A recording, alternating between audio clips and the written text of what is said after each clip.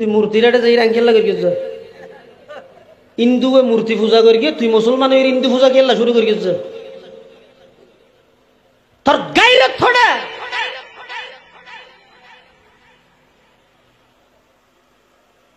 দুনুমিককে line ঠিক না হাত দে আল্লাহ নারাজ না হবেন শতানো গুসা না হবেন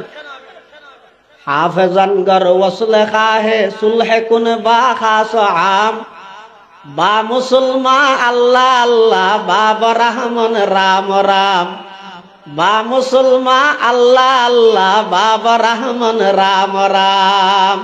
এডাইলে হয় যায় মুসলমান আল্লাহ আল্লাহ আল্লাহ এডেন অড়ে গেলে হয় রাম রাম রাম তুই দুনিবিককে গেল্লা করলি তুই তো মুসলমান নয় তুই তো পৃথিবীর সর্বশ্রেষ্ঠ মুনাফেক কিয়ামতের ফজরে বইদিন মাসে তো গোইন্দান চাই তুই গেলে গেছি জাগদর মতে পালন করো কোনো অসুবিধা নেই সংবিধানে অধিকার দিয়ে ইতার হামি তারা করিব প্রশাসন ইতার নিরাপত্তা দিব ইতার হামি তারা করো তুই গেলাম মধ্যে গিয়েছে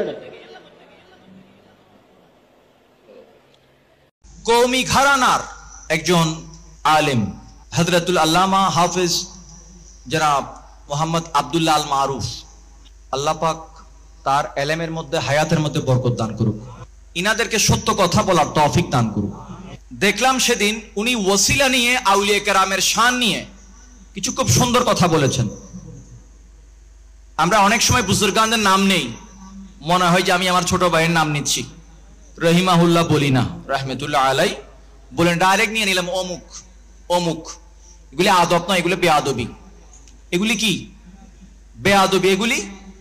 বেয়াদবি তো আল্লাহ পাক এই যে ইনারা যাবে সত্য কথা বলেছেন এইভাবে যদি ইনার মতো আরো কিছু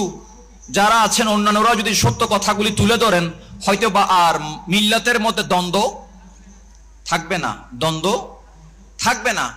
আল্লাহ পাক ওনার হায়াতের মধ্যে এলেমের মধ্যে রিজিকের মধ্যে সেহতের মধ্যে বরকত দান করুক।